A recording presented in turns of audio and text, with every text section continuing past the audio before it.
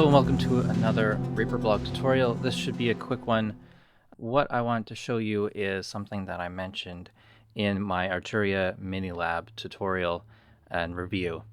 In it, I mentioned that MIDI link can sometimes be very slow on this controller, and what I wanted to show you today is my workaround, and this might apply to other controllers, probably any of the Arturia controllers, but this might be helpful just in general anytime you want to link a MIDI controller's knob to a function in Reaper and you're finding that the action is very slow. I have one of the knobs assigned to the built-in function adjust last touched effects parameter MIDI CC OSC only. So I've got this on MIDI channel 2 CC 114. And I'm just going to touch this knob with the mouse and then move the controller on the controller. And I've spun this around about 10 full rotations now, and it's moved very slowly. And just to compare it, here's the mouse wheel. On this plugin, it's a pretty slow movement, to be fair. It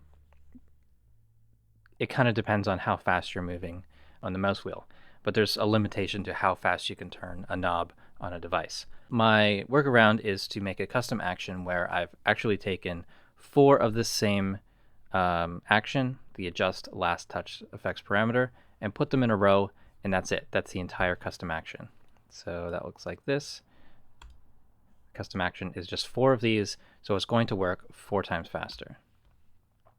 So I can touch one of these parameters. I'll take the depth knob, and I've got this linked on a different knob on the device, and so it moves like this, much faster.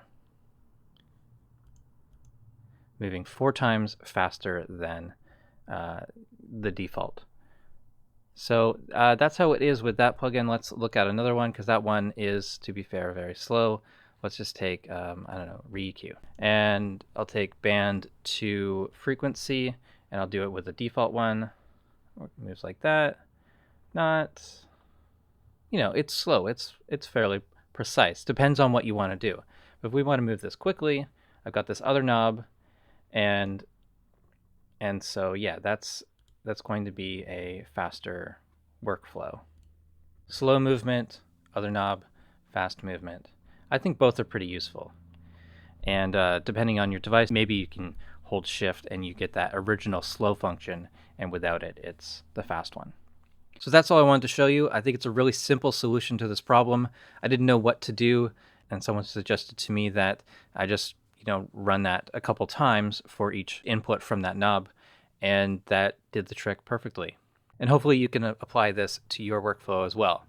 That's it for this tutorial. Thank you so much for watching. Please subscribe to the channel if you haven't already. Follow me on Facebook and Twitter. Join our Facebook group, Reaper Blog Community. Support the Reaper Blog through Patreon, and visit reaperblog.net for a lot more tutorials.